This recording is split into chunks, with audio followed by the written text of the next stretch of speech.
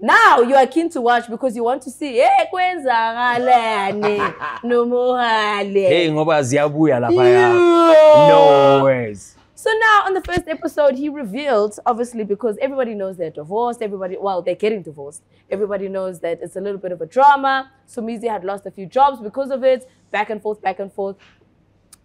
But to my surprise, Somizi revealed that at the actual wedding, abasainanga a certificate of marriage. After that very glamorous wedding, how was it that the one detail you need to get right at a wedding didn't happen? Me from the beginning, and I saw that whole thing when my outfit. I was like, I don't know what's going on here.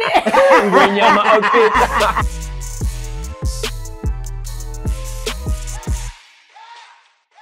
What up, though? Welcome to another hot episode of the POPcast with myself, Miss Cosmo. I got my main man with me, Mochi. What's going on, Cozy? What's good? I'm nice. How are good. you? I'm liking the whole red from the... I know, it's my new persona. It's like my alter ego. You said lip, you said eyeshadow, you said hair. I'm saying Lil Red. The burgundy, the hues of brown. I'm saying what it is. Lil Red in the building. What up? Yes, sir. No, I'm not owning that thing, please. Don't make it a thing. It's just for this season of this week until I get another one. Anyway, we do have a guest with us today. Fresh by Caddy. How you doing, guys? Woo, GQ's finest. The best dress. The best dress. What up? What's going on? You guys nice? Good to see Always, you. man. Oh, thank you for having me. I always wanted to be on the podcast, eh? Really? Yeah. You've never DM'd us to tell us what's your spike. No, I thought maybe I don't cut it, when I don't make the cut. The thing is, we needed to make sure that you're clean with it. I know, I got it unlocked. Thank you for having me, guys. Yeah. Super excited to be here. Me, bro. Pleasure to have you. And of course, we're back here at Matt Black in Nickelway, Bryanston. And this so happens to be the last place that we shot an episode with DJ Dimples. So just to commemorate him, especially after last week's episode of the tribute from the Pop Bottles, we wanted to commemorate him in the way that he enjoyed celebrating, which was by having a shot. Absolutely. And I don't know why we're doing tequila, because Dimples definitely loved Jägermeister, but now Umuchi was imposing his things onto us and saying it was Dimples, but I think Dimples liked the shots. But you're right, he did like a good Jaeger bomb. Yes. But we're gonna take it a little bit easy on the bombs. Yeah, Yes. it's a little too early in the bombs Yes. for that. And rather we're gonna go with some tequilas. I don't know why Mochi is making me do this, because anybody who knows me knows I But, don't drink tequila at all. But the last shot I had with him was a tequila gold, and it was right here at Matt Black. So I guess we'll do it in that way. Tanko. Yes. Cheers to D. Big homie, To DJ big Dimples, big homie. We've even got the camera crew also taking a shot with us. So shout outs to the big homie. Woo! That'll wake you up. Also, when last did I take a shot with lemon? I didn't even know. I just ignored the lemon. Not Miss Cozy though. Oh my God. She's eating this lemon. Let me tell you something. The thing is, it needs to be eaten because This is hunger now. Make it sound like, eh? they're making me struggle. Yo, also, I'm so fragile. I think the Sakita is just going to bring everything back from last night. Nah, from this just morning. need to pump you with paraffin speed. If you die of energy, that'll be by the time the show ends. You'll be right. I'll be nice. It just went, when it goes through your body and just says, hello, baby. You can feel the shot when it's that first one. You can feel it going through all the way until it reaches your belly. Maybe we must have another one. No. We're not doing that. We've celebrated enough. DJ Dimples, that was for you. Thank you very much. We do want to say a happy Mother's Day to all the mothers out there, all the mothers in the entertainment industry who continue to keep pushing boundaries. Because the one thing about being a female in the industry is that there's this stigma. You could see the moment you become a mamzo, you must stay home. You can't not allowed to work. You must just, you're cancelled. Why must we be cancelled when I can still do a voice show with my belly like a young Busiswa? Remember that? Yes. She'll always be my queen for that one. 100%. All the ladies who are still killing it, still taking names, still saying, hey, I can deliver the baby and get back to work. Shout outs to you. Yeah. And two things I actually want to say that about Mother's Day. Because I feel like women have been trying to communicate this for quite some time. One, after a lady has a baby, one thing you doesn't ask her when you see her that the baby is, where's the baby? The baby is obviously at home. Yes, of course. Obviously, the baby is at home. Where the baby must be. So, let's say it was Miss Cozy out here, she posed. When you see a DJ, you ask her, where's the baby? Where's the baby? The baby is obviously at home. But the baby also be at Matt Black. Come on now. Secondly, stop asking women when they're going to have a child. Yeah, please. When's the baby coming? When are you guys having a baby? What's happening with the baby? Hey, baby. Just shut the fuck up. Very, very simple. Just get out of women's wombs. Yes, there you go. Sipo, I feel like you're getting pressure from the relationship. When you guys are about to stop a young. You sound like it's coming from deep inside. Last week, could see how couple of the year, man. When are we expecting? Huh? Yeah, what you can expect is mind your own goddamn business. Your nosy asses.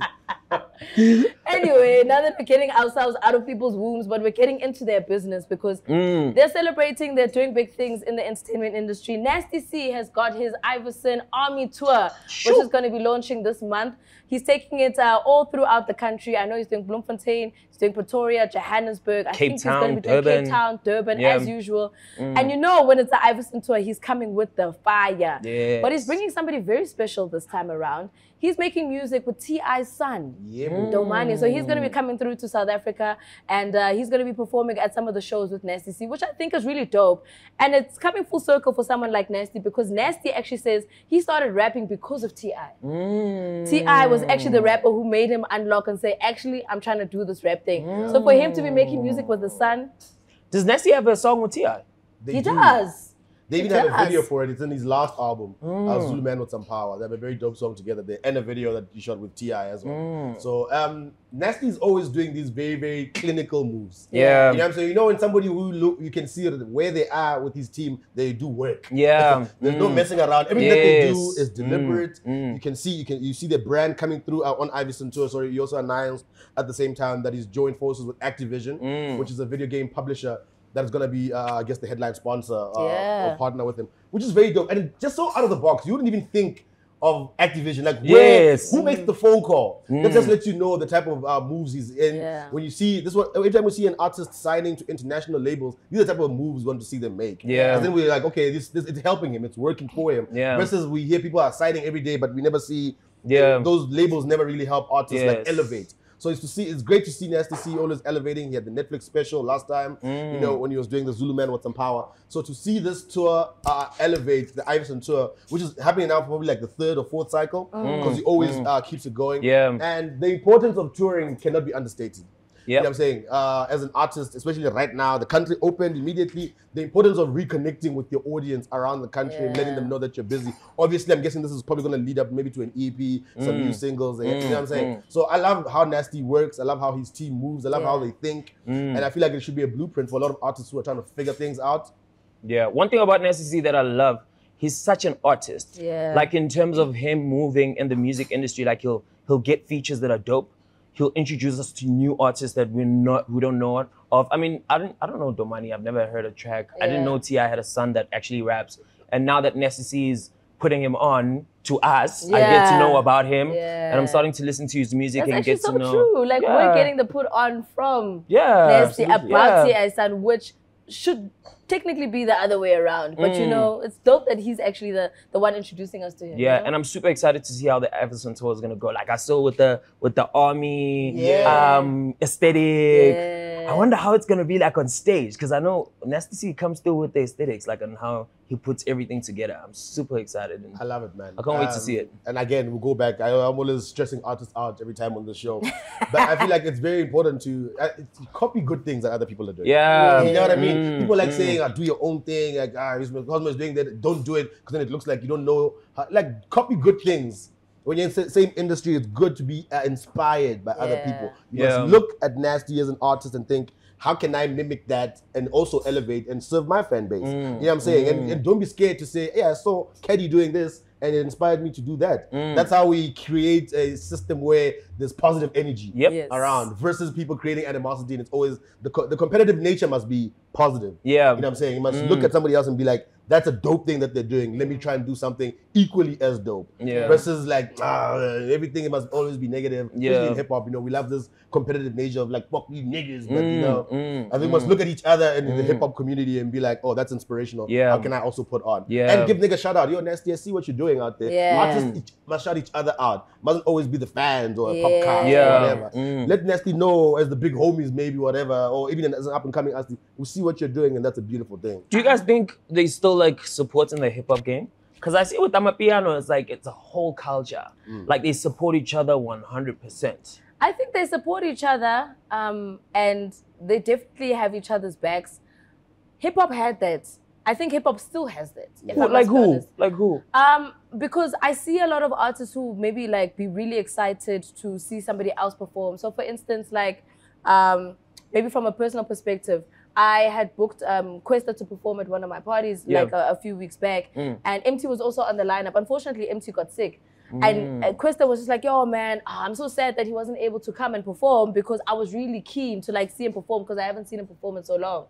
And for me, that's the type of energy that you want to see because people are like, I'm still a fan of this guy. I might not work with him all the time. I might not see him all the time. But if he's on the lineup, I might just stay a little bit longer because I want to see him do his thing. So sometimes that's the type of support that the artists are giving each other. They might not be posting it or whatever. They might just give each other dap at the club or whatever. You know what I mean? So I think that's kind of where the support is happening.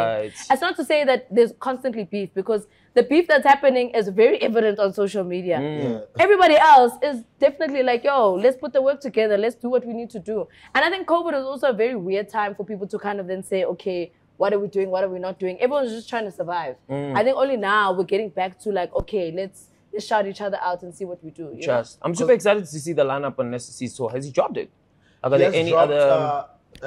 he has dropped the lineup for his tour. I know in Bloemfontein, for example, he's gonna be rocking with Casper, and a few other artists as well.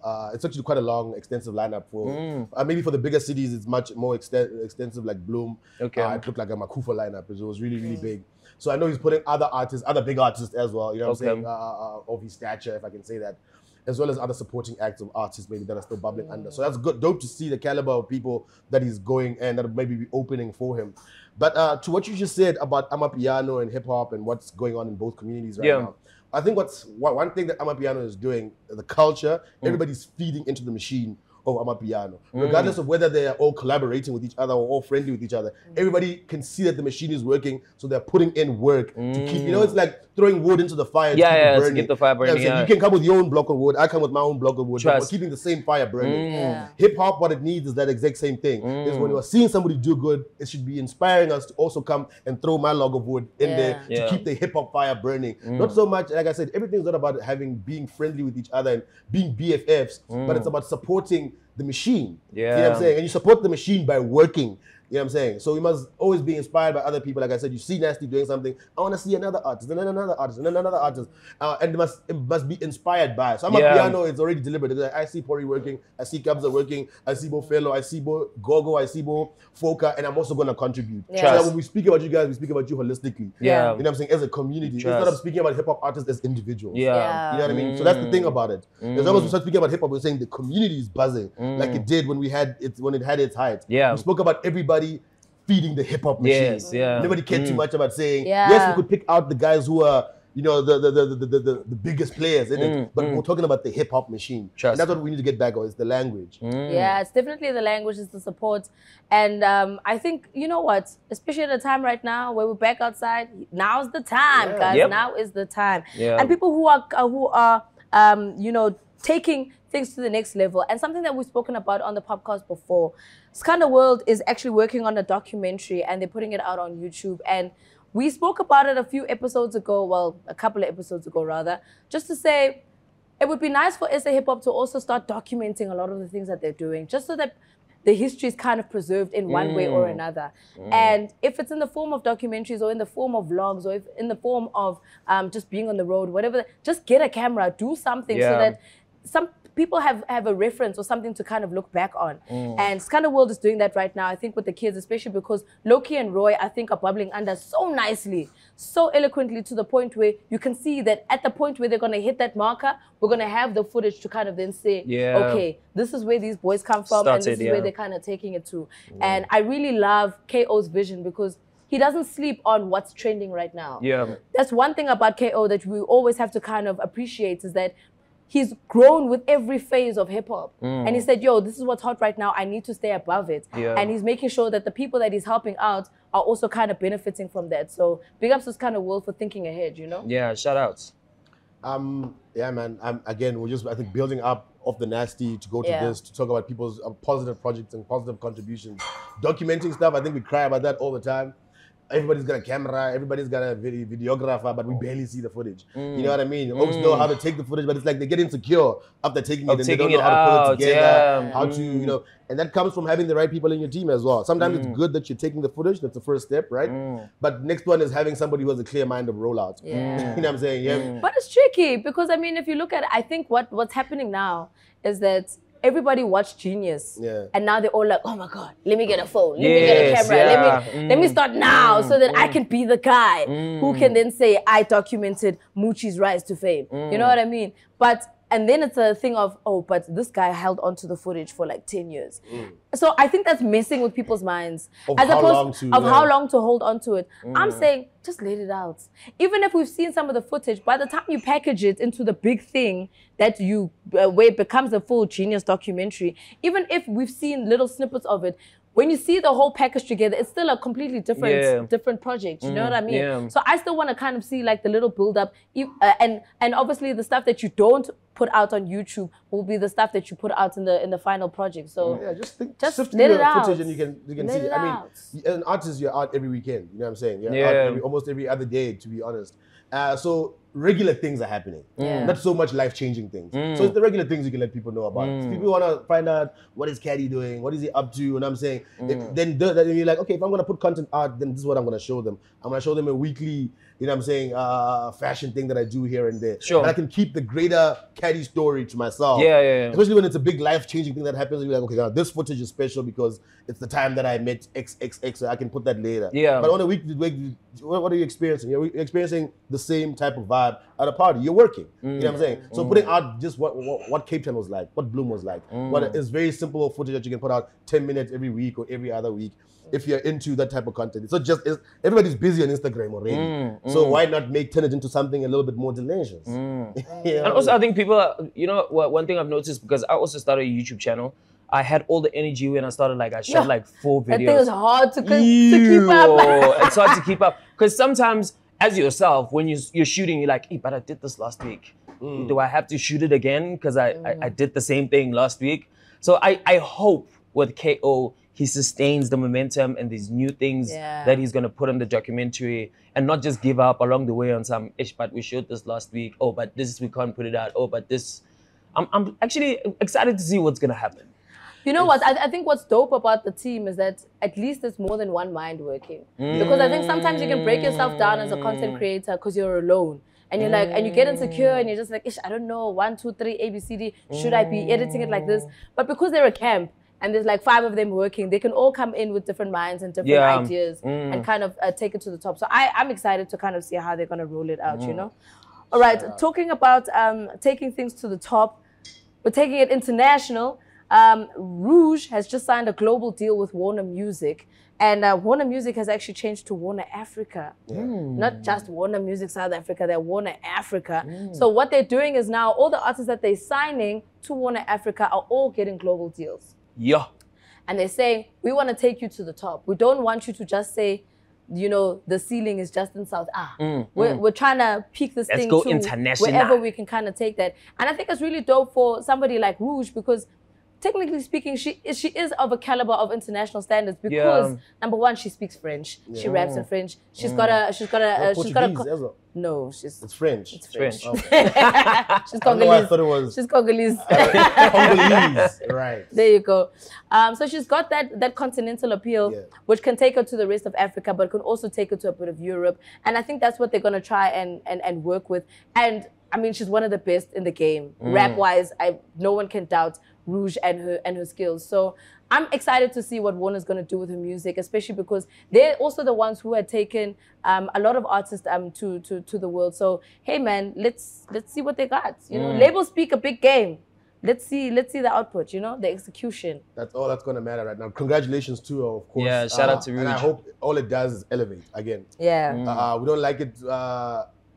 We don't get excited by brands just always, or labels always signing people. We want to see them contribute to this person's career in a positive way. You know what I'm saying? Just like I said, we made an example of Nasty C and whatnot, and how we can clearly see the elevation. Want to see that for Rouge as well. And I hope that it's worth it for her, whether it's with her time. I hope it takes a global, across Africa, wherever that her plan is. I hope it works out exactly that way. You know what I'm saying? It must be worth people's time because it's easy for people to sign and to say for big companies, record labels to come and sign artists, but sometimes they half-ass it. Sometimes they don't give the artists the support that they promised them, that they deserve. So I hope this is different, and I hope it's a very positive thing for a career. Yeah, shout out to that. 100%. Getting into slightly spicier news. And I'm saying spicier because what's happening? Huh? All right, so as we've seen this past week, there's been a lot trending on the socials. I'm going to start with the first one, which I was a little bit taken aback, especially because, you know, I've got the real views on POPcast. I need to sit and watch certain shows just to see what I can kind of review at the end of POPcast. And I was watching the first episode of Somizi living the dream. Living the dream with some kaka.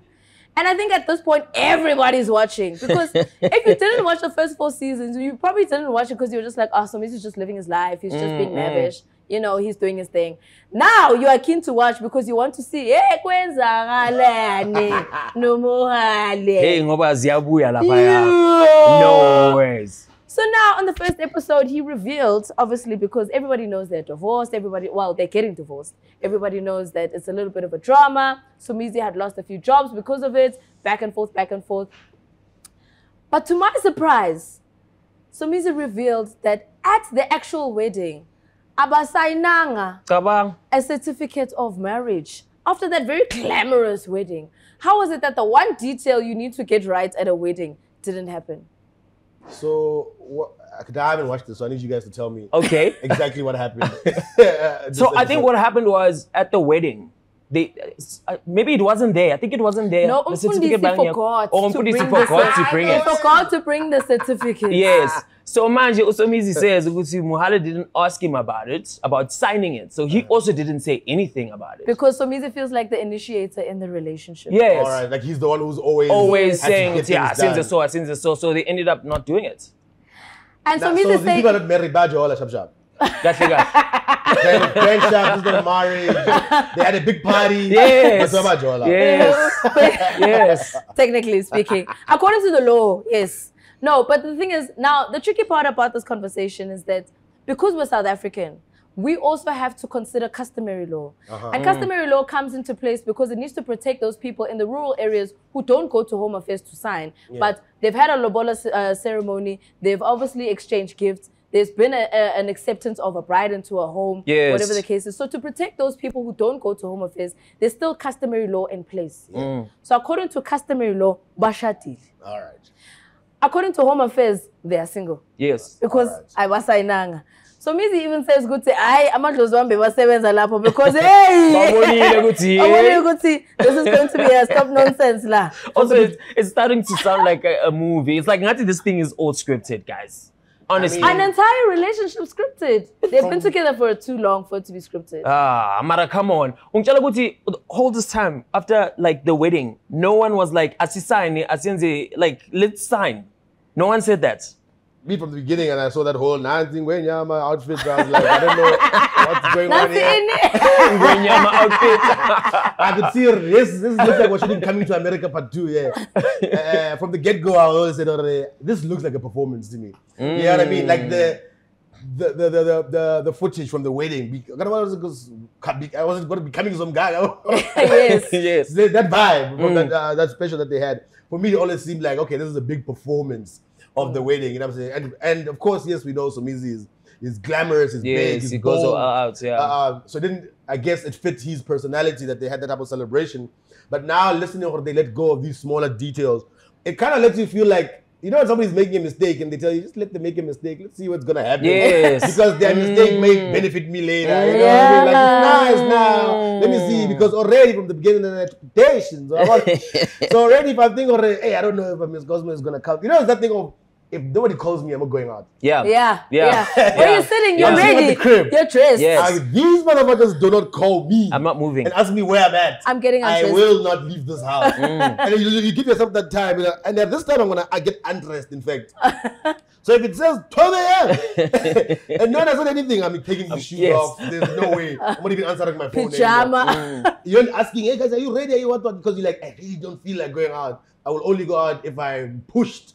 by my friends. This was one of those situations. Like, I will stay in this marriage if it kind of goes the way that I think it's gonna go. Yeah. But if not, I'm gonna leave this back door open. You know what I mean? And I sounds like Somizi left that back door open, man. If something things get weird in the middle of the night, I can just slip out like a thief. But you see, the tricky thing about that thing, about him not signing, is customary law leaves you open to sharing 50-50. Sure. And that is the problem. Because there's nothing on paper, automatically it goes to that.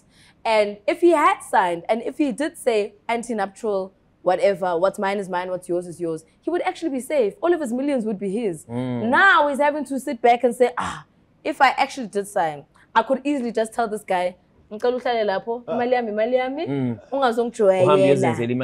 Mohale is like, give me half of that dream that you're living. But all of the work that you've done. It debts are boy too much. So if I've got a lot of debts now, they share the debt, but how much debt is there over the millions? True. I mean, I hear some guy has got money. Yeah, it's about a customary law versus being married in community or properties. Like, that's where these things have to come in now. Exactly. So I don't know versus customary law whether you incur the person's debt as well. You do. Yeah. Okay, Is it forever? Technically, it's like a forever thing. It's like 50-50 until. It's 50-50 until you sign a contract to say what's mine is mine, what's yours is yours. And generally speaking, that's the law. So if you decide to sign and say we're married and you don't sign an anti-nuptial agreement, according to the law, commercial law, you are 50-50 until you actually say, no, we've made an agreement. Ogwam, ogwam, ogwako, ogwako. You can even sign an agreement to say maybe 70% is mine, 30% is yours. It's all a contract at the end of the day. So you're telling me Mohale is basically going to live his life like nicely with all the hard work of Somizi? I'll tell you, if I'm in that position though, I don't blame, or I guess men in this situation, or even women when they leave and they're like 50% of the situation. I don't blame because they're like, yeah, actually 50% forever. Yeah. You promised me forever. For me, I love it when people are getting paid alimony. You know what I'm saying? When I say the relationship has ended, this guy has started a new relationship, but every day he's still sending checks. They're like, yeah, you must send those checks. Me, this thing of promising someone forever, and then things don't work out. Forever. Actually, and screw you. touches move. Let's go. Keep paying those things. You must feel, because I want people to sober up to the fact that they must be very, very ready for marriage. It's a very, very big thing. It's a big and it's a big thing, not just for two people. You're bringing two families together. So there's a lot of emotional investment from a lot of people. The celebration. So when the people rip apart, everybody else is getting ripped apart as well. Especially now if there's kids involved. There's so many layers to marriage that when you do it, you must be very, very sure. Yeah. Because you're taking a lot of people through this emotional roller coaster with you. So when you guys celebrate, yes, sharp, it's your marriage and I'm not going through a divorce. But there's two families that almost must now get separated as well. You know what I'm saying? I feel like you must feel that pain of the separation after you've made the situation. You know what I mean? So in this situation, I'm like, yeah, Mohale must go get exactly what he can legally get. And he must not leave a single rand on the table. Yeah. Go get absolutely everything as far as you can. Until you're tired, Mohale, then you can stop. Like that guy who owns Vodacom, who sells Vodacom, who came up with the Please Call Me. He's been fighting Vodacom for 20 years. And every time Vodacom comes through, okay, we'll give you 50 million. He says, I want 1 billion. It must be like that guy. Stay on Somizi's neck until you get your billion. No, I'm please, just leave. Mohale's going to live nice. Also, people get blinded off the fact you could see marriage is not just the wedding. How about they get excited of the wedding and they forget about what comes after that? Exactly. Yo, hey, but otherwise, all the best it's to tricky, Somizi. It's tricky, Nyana. From talking rags to riches to talking about growing up poverty-stricken. But did you really? Did you really? Because your daddy's saying, nah, B, that ain't the truth. So, in case you didn't realize, Lady Do had expressed about how she had suffered appealing in Kupego, you know, poverty-stricken, not being able to make ends meet. But obviously now that her dream is being realized, she's feeling like, you know, things have kind of come full circle for her. Not her dad posting a video. DJ Papa. DJ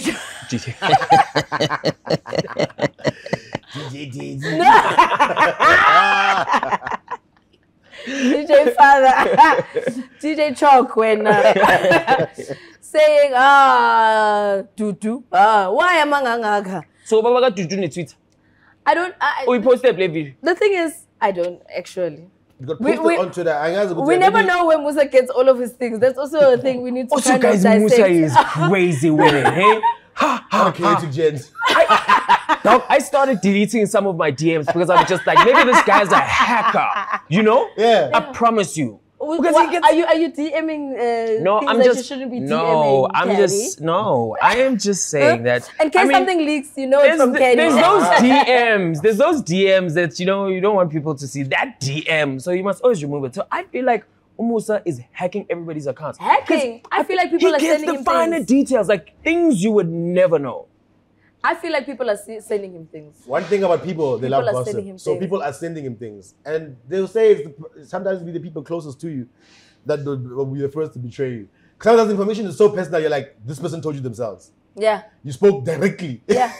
You called Mihlali and she told you herself. No, he hates It's the only explanation. No, he hates Mihlali. No, he hates He hates everyone. He wants to destroy everyone. They feel that he has balance. Because one day you'll be like, I'm taking Mihlali, and then the next day, and here's Mihlali in a beautiful gown. Yes. You can't keep up with this hate.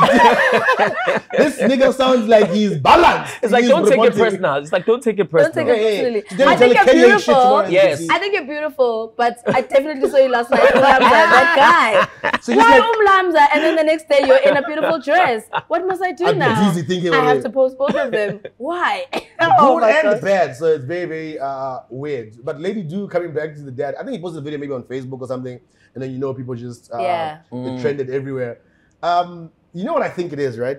What the pop saying, she's making the upbringing sound a little rougher than it was or whatever. I feel like as black people, we're used to poverty. Yes. All of us kind of a lot of black people grow up in a similar type of home. You know what I'm saying? So even if you're poor, don't feel poor because everybody else, you know what I'm saying, looks right. I remember Dave Chappelle said something about the fact that he grew up poor amongst rich people. Yeah. You know what I'm saying? It's like they knew that they were broke and they didn't belong here. Because every time he'd go to his friend's house, it's like, nah, man, it's popping out here. Yeah. Shit doesn't look like this in my house. But he just grew up, like, I could just be in the hood with all the other black people. Make my life easier. Do this right here. So I gotta let it do. But another thing is that black parents don't like it a lot. Sometimes I feel like when you grow up and you start talking about your struggles. Yes, because it makes them look like they were swag. Exactly, yes. So you don't want to don't go out telling people that we used to eat beans.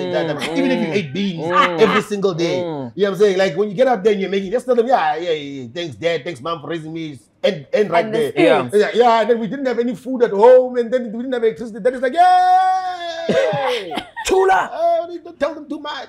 So I feel like it's a balance of the two things for me. I go, yeah, they probably grew up in a poor household, but like poorer than who? You know what I'm saying? If everybody else maybe in the neighborhood grew up kind of like the same way, it's like, were we poor or we just... I think it's also that thing, like, as black people, it's like, I don't know, it's like we have to lean on the rags to riches story. Why do we have to do that? Sometimes we grew up in the burbs and we're just okay. Like, just let it be. If you were North since 94, I mean, ain't nobody gonna hate.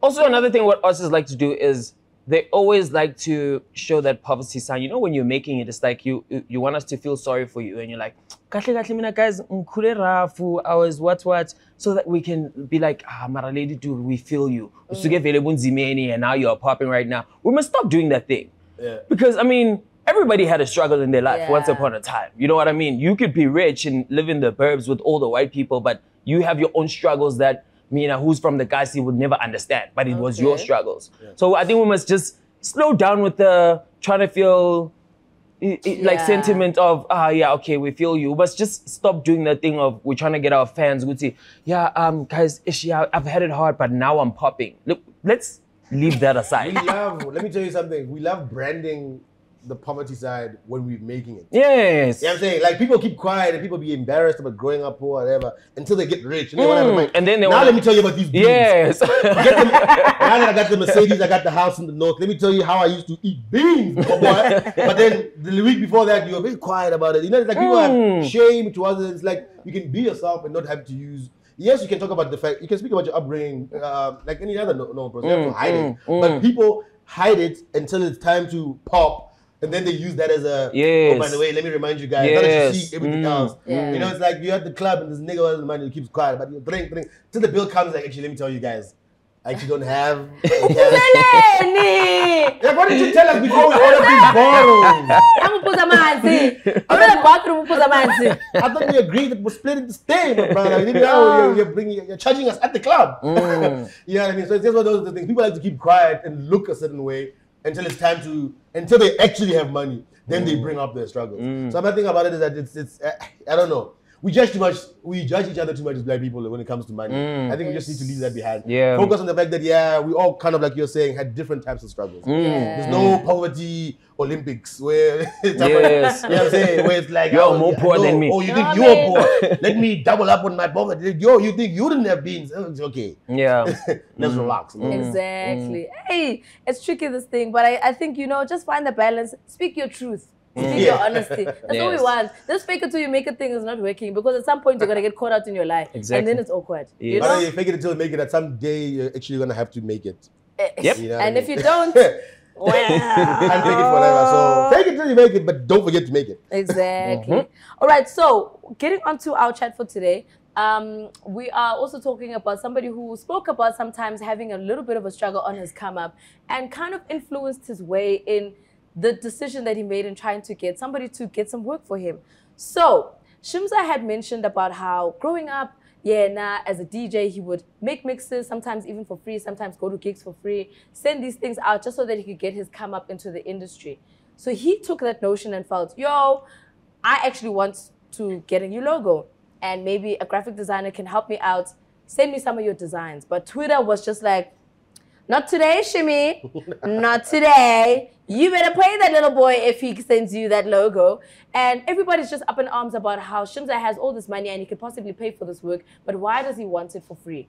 Do you think it's okay for Shimza to actually feel that he can get something for free in this manner because he feels he's putting somebody on?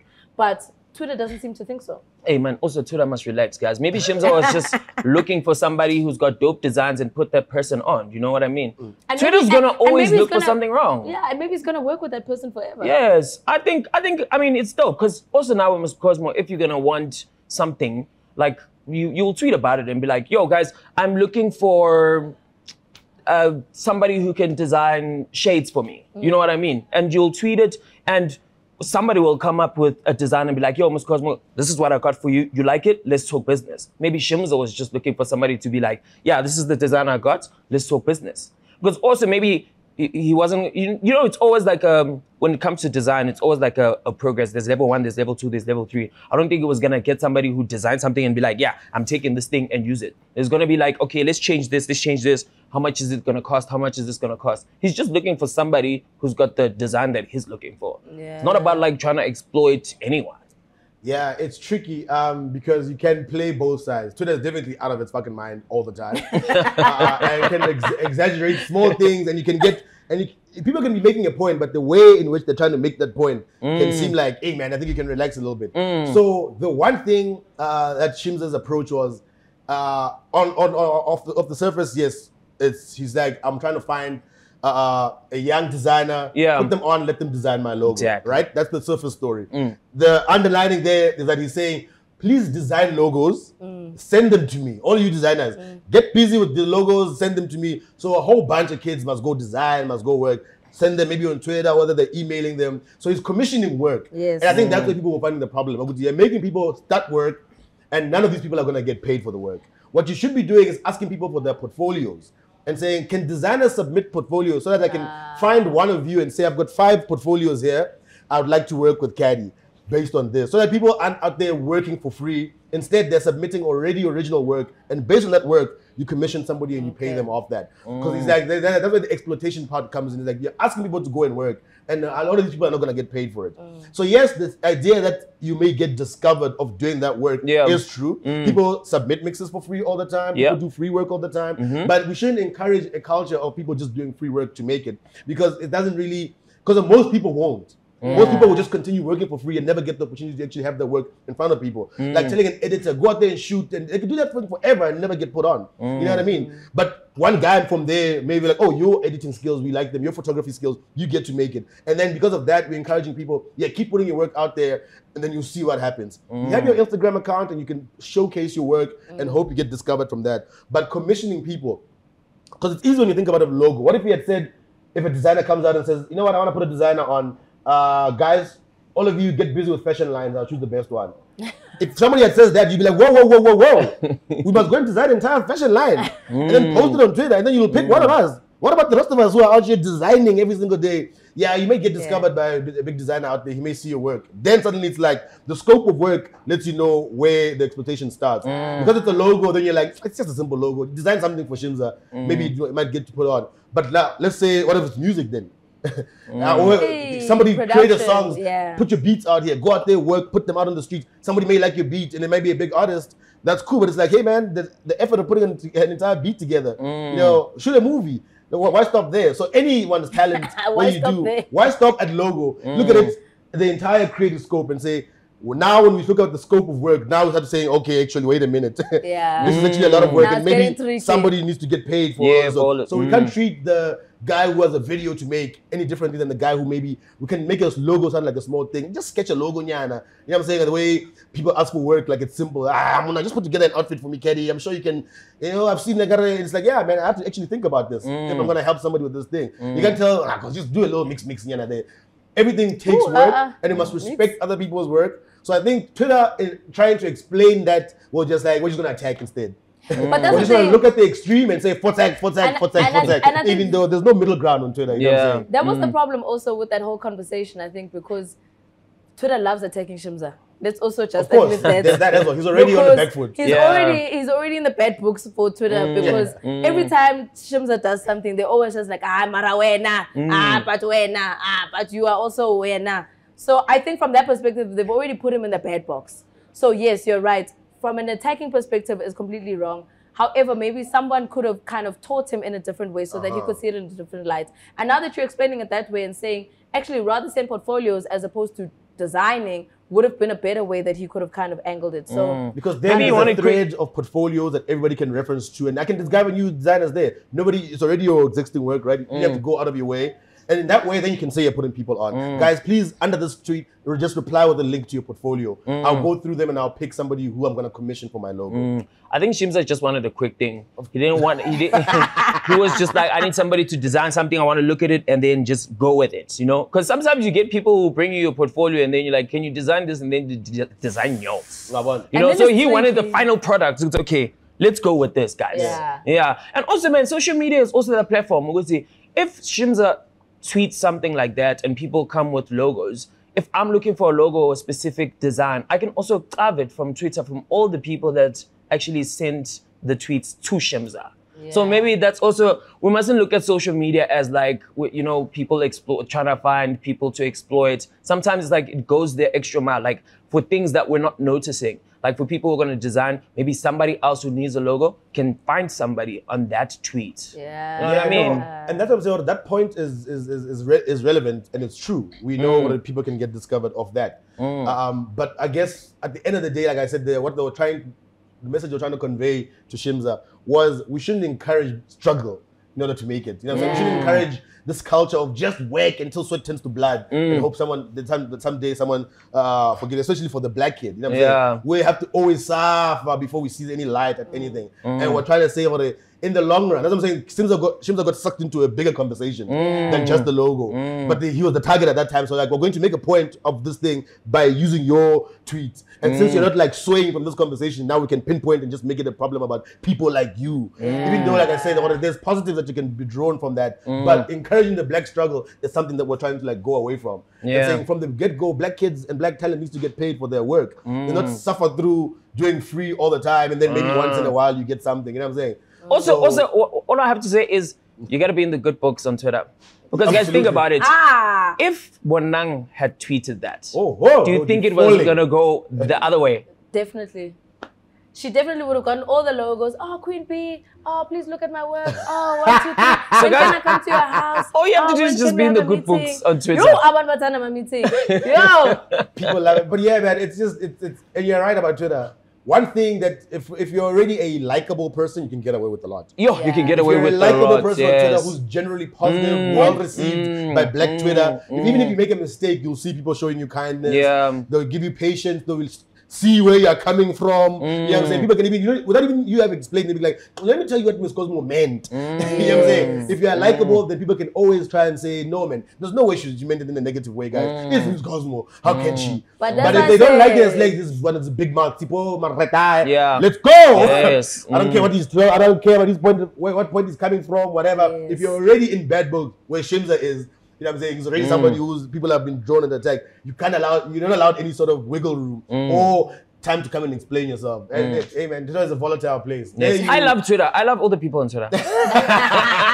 Are you sure, Kenny? Yes, come on. I love Twitter. I love you guys. All right, so we're going to roll over to some brand new music that dropped this past week. And we're going to see whether we think it's flaming hot or whether we think it's flaming not. We've got a hot tune coming through from Mash Beats. And he's featuring Maglera Dope Boy, Tato Soul. It's called Never Ride. Oh, man. Grungy song. Love how good it is. Fire. The boys are speaking Portuguese or French in the track. My boy. Yo. I was like, yeah! Boo, boo, boo, boo. Also, guys, when it comes to Pretoria rap niggas,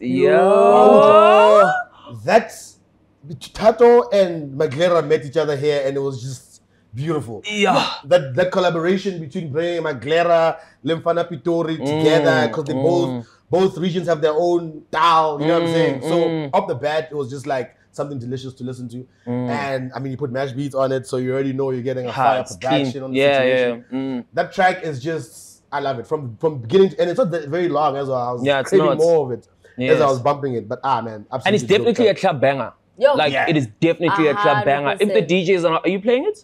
I definitely tried to play it this weekend. And how was the crowd? The thing is, because the new song, it's very hard to like enter with the song that dropped on Friday. Do you understand? It's literally still the weekend.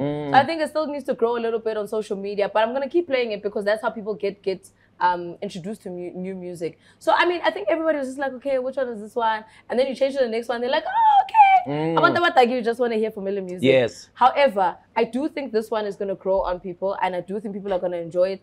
Even the guys were just like psyched up over the song themselves because there was I think it was an Instagram video that they all posted where they were like going mad over the song. So it is going to make waves. Maglera Dope Boy, Tato Soul. Super fire. Super fire. Flaming hot. Fire. Flaming hot. 100%. Malum Cool Cat dropped an album. Ushugela 80 years. 5 stars, 6 stars already on the album. 6 stars, 6 tracks already have stars in the album. Yeah, that's how you know people were hungry for Malum's contribution back in the game. You know what I'm saying? You can tell that they missed him, and he came back still as Super Malum. Yeah, if I can say that, he's not swaying anywhere. He's doing his own sound. Every first listen to his track always sounds like something that's coming off, like it must come grabby from left field. You know what I'm saying? His production, the way he puts his arrangement of the music is always different. You can tell that this guy who thinks about everything holistically when he's and he's a performer. I thought he was going to be lacking in the performance aspect, but when I saw him perform lately, I was like, I still got it. I still got it too much. And the thing is, everybody always kind of nyansas him in the sense that like he's a culture creator. Whether it's a dance move, whether it's the lingo, whether it's the trend of, whether it's fashion, whether it is how he's putting the music together, production, show, performance. There's always something that OK Malum Cool Cat is kind of building or creating that other people are latching onto. And you'll never ever see it the way that he does it because it's so pure the way that he puts it together. And you can hear it even in this album. Every time he releases music, it's always like an elevation on top of what he's given us before. 100%. So I did interview him this past weekend about the album and just trying to understand like the thinking. And he's like, no, he had about like 50 plus songs that was supposed to be on the album. And obviously you can't have a 50 track album because ain't nobody gonna get through that shit. Come on, Chris Brown did. And we didn't get through all those songs, please. And that's why he had to obviously zero down to about 18 songs. And even the EP that he dropped last year, Bloomington, I think there was about 6 songs off of that. Those were also songs that were supposed to be on the album. But he's like, you know what, let's do an EP first, the album will come out when it's ready to perform. Because he knew the songs that are going to be on the album, he needs to be on the stage. And that's why you can hear the energy, you can hear the vibe. And I love the fact that he always comes through with new artists as well. He's always introducing fresh artists on his album. And I mean, the likes of Reba Red, Shoma Josie were all discovered because of OK Malum Cool Cat. So it's going to be interesting to see how these artists, use this platform and this opportunity that OK Malum Cool Cat has given them to kind of rise up to the next level for themselves. So if you were featured on that album, take it to the top, because that's all he wants. He wants people to kind of shine. The production, clean. The album, clean. The lingo, clean. And he also mentioned something which was really exciting, which was really interesting. He says, it's not something that people kind of speak about all the time, but him talking about ushukela etieni, it's like him also kind of talking about how diabetes is like a silent killer in the hood, because his dad actually has diabetes. So for him, he's just trying to like spread kind of knowledge on something like that. I mean, he doesn't talk about it on the album, but he says it's something that he talks about in the interview, so that people can also kind of think of it a little bit differently, which is really interesting. So what I love about OK Malum Cool Cat is like he's such an inspirational homie. Like whatever he's been through and whatever he got through, like he's still back and he's still talking about it. Like when you listen to the album, you get to like understand where he is, where he comes from, and where he's going. And that's like super dope for an artist. Like especially if you haven't dropped music in a while and you've been like very quiet, and then you come back. It's sometimes it's a bit tricky. We can't relate, but he's back, and I listened to the album and I was like, actually, Malum Cool Cat is super clean. Like no one else can be like him. Like he's super amazing. Absolutely. Go spin the album. I'm enjoying it myself as well. So shout out to Malum Cool Cat. I guess that's a flaming hot too. Flaming hot. All right. The last song that we need to check out today, DJ Lag. He's one of our firm favorites here on the podcast. I have a crush on DJ Lag. Featuring Babes Wodumo. And the song is called Ikehla. Ikehla Lako. Yeah, call me DJ Lag. Just give me a call if you have time, yeah? Like if you have time, just let's talk over the phone. Do you want to rap or what?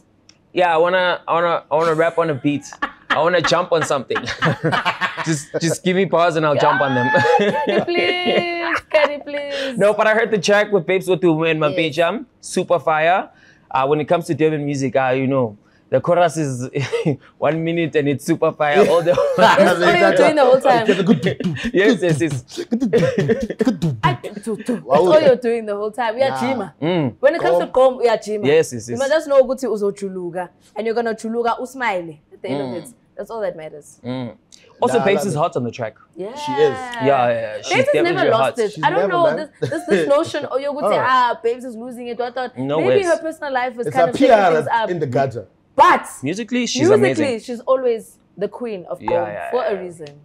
Absolutely. And we've spoken about DJ Lag, how much I love him personally as a Gom pioneer, but also on this track particularly. I mean, the album, I think we brushed over the album when it dropped. We didn't really go into detail with it. And this single, Iketla, is from that album. But absolutely, Mampincha and Babes on a track like this, produced by DJ Lag, everybody feels at home. And like you're saying, they've never lost it. DJ Lag has never lost it, nor has Babes Wodumo ever. And this track is one of those things where the album came out a long time, so I'm loving the rollout now because this is the single that's dropping, the video for it as well. I don't know if the video's dropped or they teased something about the video. I think it was a teaser. I think there was a teaser or something about the video. So I'm excited to see his rollout. And we've been speaking in the last few episodes about Gom and its, I guess, resurgence into mainstream South African. Because back in KZN, it's never died. You know what I'm saying? But huge. Coming back into like trying to play now in these like Amapiano circles and go back into a national genre of music. I think it's well on its way, man. I think there's some beautiful things we can expect from the Gom community. And yeah, DJ Lag always flaming hard. DJ Lag, if Katie DMs you, please don't reply. Thanks. Channel, man. Hey, I don't want to get into any of the drama here. But with that, thank you so much for joining us today on today's episode of the POPcast. A big shout out to our guest, Fresh by Caddy. Caddy, where can we catch you on the socials, on the weekend, on the radio? Where you at? Kudi Chana, Fresh by Caddy on all social media platforms. Catch me on YFM every Saturday 2 to 6. The show is called Fresh by Caddy. That's where I play nice music. We have good chats. If you want to know about the street culture, what's happening around you, just tune in, man. 99.2. Yeah. Shout out Kelly for joining us, man. It's been a dope time. I might call you for some fashion advice. Don't be me when I'm too expensive, eh? Eh? I'm too expensive. Hey man, who says they don't have the money? Hey! Maybe I'm secretly a baller. The baller on bill. I pay my invoices. Let me tell you something. They all say that, ne? And then they hear my rates and then they don't reply. And then they start saying, you're so busy. I've got these jeans at home. I just wear them. It's so tricky. In case you didn't know, did you know that Keddy is one of my boyfriends? One of your boyfriends? One of my boyfriends. He was my boyfriend in my music video. Yes. So you know when the mannequin turns into a real person? Oh my goodness. That's my real boyfriend right here. You know, you can catch him, like he said, on YFM as well as on the socials. And of course, pay him his rates because he is definitely worth it. He wouldn't be GQ's best dressed for nothing. Yeah, I'll change you. Yo, blind. Style, it'd be the hardest. If you see me looking fresh on the streets, you must know it's not by mistake. It's because he paid the invoice. No, you must tell me. I paid something. With that, thank you so much for joining us. Please catch us again next week, same time, same place. Please subscribe, like, comment, keep on sharing, and keep on coming back. The POPcast is here for you every single week. Make sure you stick around. Of course, we've got real views and what matters to Moochie. Yes, sir. Cheers.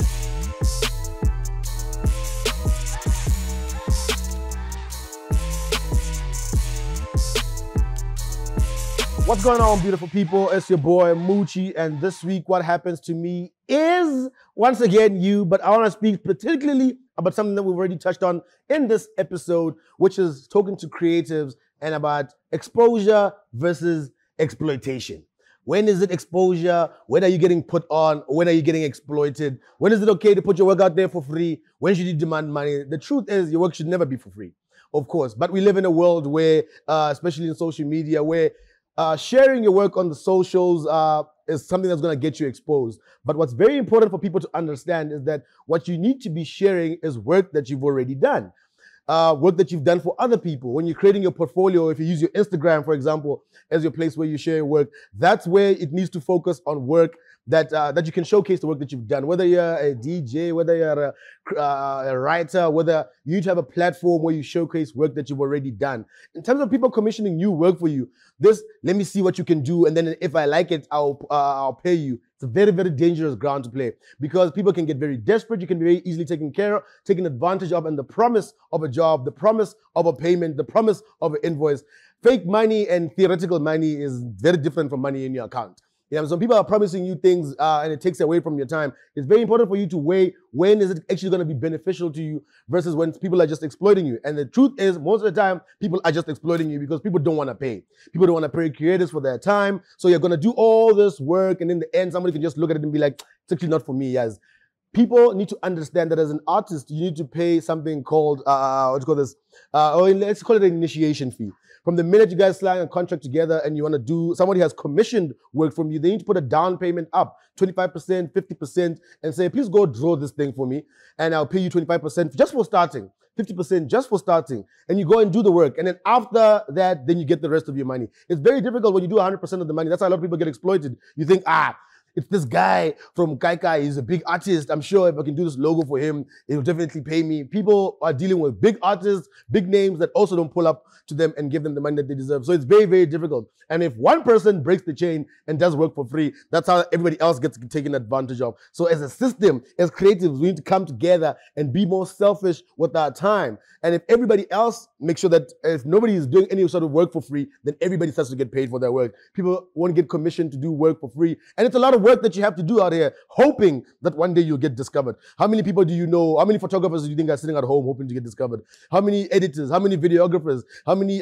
creative writers? How many sketch artists? How many DJs? How many directors? All these people that are all sitting at home, designers, designing for themselves, all waiting to get a chance to do something, but will never get that opportunity. But every time somebody tells them, just put your work out there for free, don't worry, we got you. That's not how it works. People need to get paid for their work, and it's very important that you demand that from the beginning, and you sign a very, very simple agreement to at least give you some sort of legal backing. I know when you're at home and you've never made it, and you've never charged anybody an invoice, it seems like, who cares if I do this for free or not? You should care. It's your time, it's your work, it's your energy, and you deserve to get paid for it. That's That's what matters to Moochie this week. I'm out.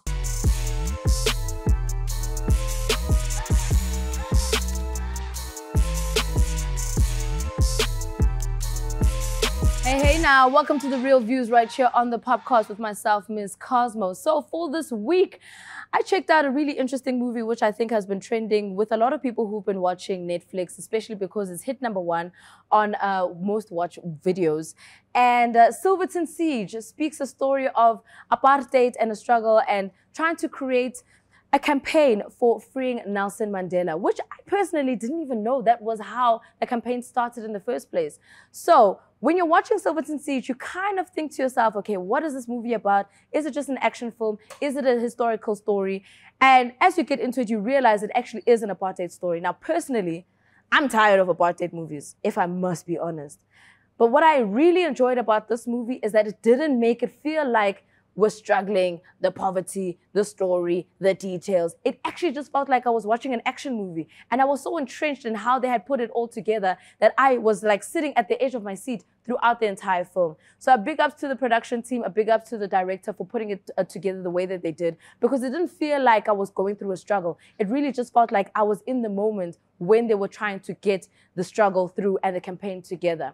They brought through a really amazing cast, as well as Arnold Vosloo, who is known from the Mummy fame. He was the Mummy in the first movie. Brought him in for this film just to particularly play the commander-in-chief for the police force in the movie, which I think he portrayed it really well. And if you watched him on The Mummy, you wouldn't think that he can actually still be an Afrikaans actor, because he's done so much stuff in America that sometimes they kind of lose their way in this thing, but he really put it together so well. The whole cast was really amazing. The lady, I forgot her name, but I remember her from Jiga, the movie, Jiva, the movie, because she was on that Netflix special for that, the series. And watching her from a dance series to actually coming in to be an action star, she is so hard. Whoa, she is so hard in this movie. I think just give yourself that 1 hour, 20 minutes. I think that's how long the movie is. It's really amazing. It's really dope to kind of see how the story comes together. And like I said, if you're an action fan, you're going to enjoy this one.